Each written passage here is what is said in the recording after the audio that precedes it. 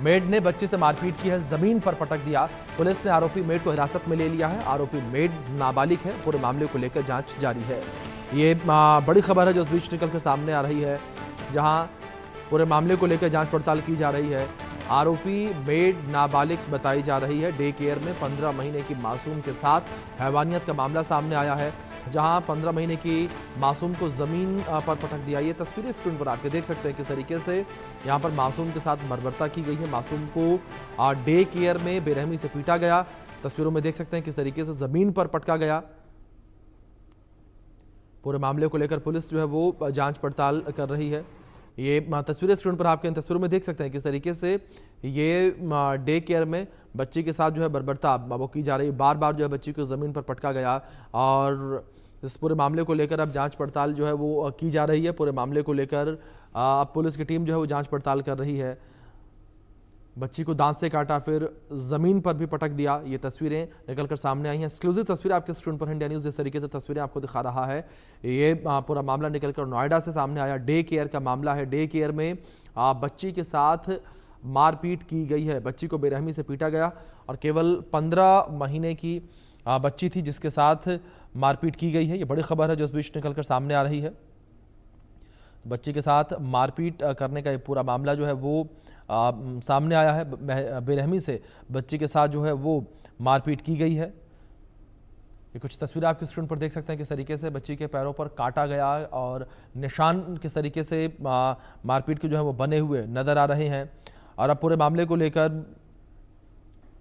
Police की team जांच पड़ताल कर रही है और हिरासत में भी लिया गया है।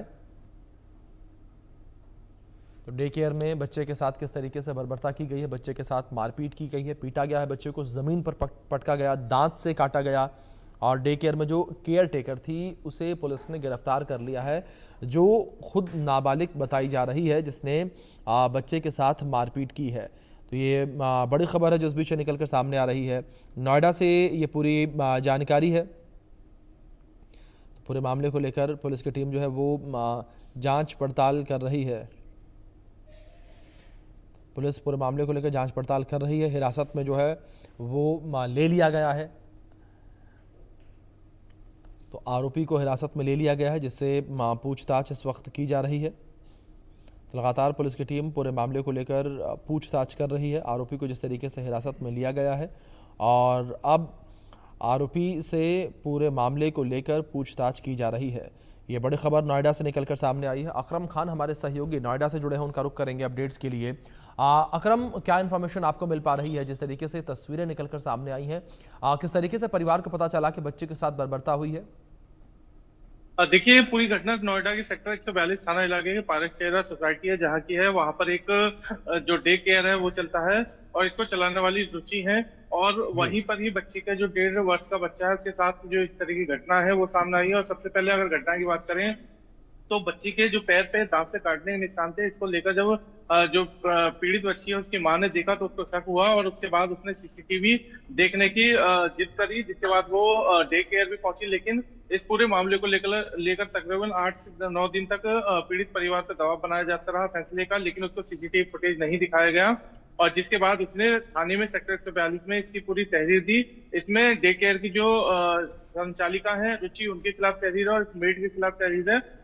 जिसके बाद ये सीसीटीवी फुटेज देखने में पता लगा कि बच्ची को पहले दांत से काटा गया और इतना ही नहीं, उसे जमीन पर कई बार फेंक के भी मारा गया है और इसके साथ बर्बरता की पूरी हदें पार कर दी। देखिए, मासूम बच्ची के साथ अगर इस तरह की घटनाएं होती है तो मनोवैज्ञानिक रूप से उसको बीमार ही कहा जा सकता है जिसने भी की है। हालांकि जो मेड है वो नाबालिग बताई जा रही है और पुलिस की अब तक तफ्तीश में सामने आया है कि ये जो मेड है वो 10 दिन पहले ही, घटना से 10 दिन पहले ही यहाँ पर आई थी, इसको नौकरी पर रखा था। ये पूरी घटना 4 अगस्त की बताई जा रही है। और उसके बाद जब परिवार ने पूरा सीसीटीवी फुटेज देखा तो देखने वालों के भी रोंगटे खड़े हुए कि मासूम बच्ची के साथ किस तरह से बर्बरता की जा रही थी। इसको लेकर थाने में तहरीर दी गई है, लेकिन पुलिस ने जो मेड है, आरोपी मेड, उसको गिरफ्तार कर लिया है और उससे पूछताछ भी की जा रही है। इसके अलावा जो पुलिस के बड़े अधिकारी हैं उन्होंने बीएसए और जो चाइल्ड वेलफेयर सोसाइटी है, चाइल्ड वेलफेयर कमेटी है, उसको पत्र लिखा है। अब इस डे केयर की भी जांच होगी और जो चाइल्ड वेलफेयर एसोसिएशन से जुड़े लोग हैं वो भी जो लीगल एक्शन है वो लेगी। इसके अलावा पुलिस की तफ्तीश भी चल रही है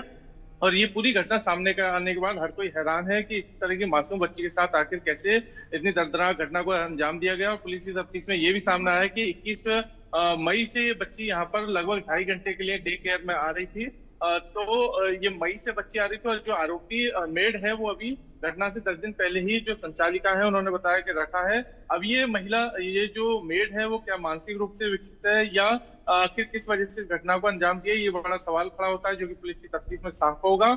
जो डीसीपी सेंट्रल शक्ति मोहन अवस्थी है, उन्होंने अभी अपने आधिकारिक बयान में कहा है कि जो चाइल्ड वेलफेयर एसोसिएशन है और जो दूसरा बीएसए है उसको पत्र लिखा गया है पुलिस के माध्यम से, ताकि और तफ्तीश हो सके और जो जरूरी डॉक्यूमेंट होते थे इस चलाने के लिए इस डे केयर को, वो थे या नहीं थे, इस बात की भी जांच होगी। इस एंगल से भी अब कार्रवाई होगी। और दूसरा, पुलिस ने मुकदमा दर्ज किया है। अभी फिलहाल मेड को गिरफ्तार किया गया है और जो संचालिका है उसके खिलाफ भी मुकदमा दर्ज है। अब पुलिस उसको भी जल्द गिरफ्तार कर सकती है क्योंकि जिम्मेदारी उसकी भी बनती है इस तरह से अगर वो चला रही है। सबसे बड़ी बात यह है कि ये जो कमर्शियल एक्टिविटी है वो सोसाइटी में की जा रही थी, जो कि पूरी तरह से प्रतिबंधित होता है। ये भी एक बड़ा सवाल है, क्योंकि जांच शुरू होगी तो कई सवाल खड़े होंगे और उस पर लीगल एक्शन भी पुलिस की तरफ से और जो प्रशासनिक अधिकारी है उनकी तरफ से भी लिया जाएगा। जी अकरम, दूसरी ओर जो डे केयर संचालक हैं उनका क्या कहना पूरे मामले को लेकर?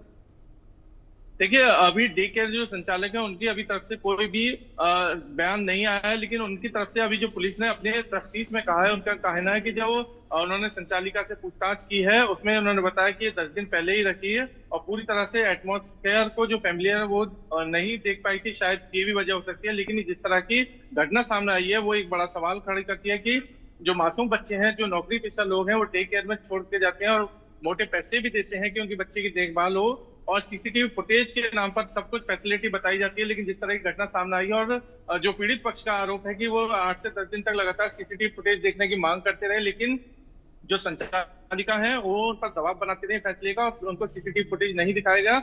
जब पुलिस से मामले में दखल किया है उसके बाद सीसीटीवी फुटेज देखा, जिसके बाद ये पूरी घटना का खुलासा हुआ है।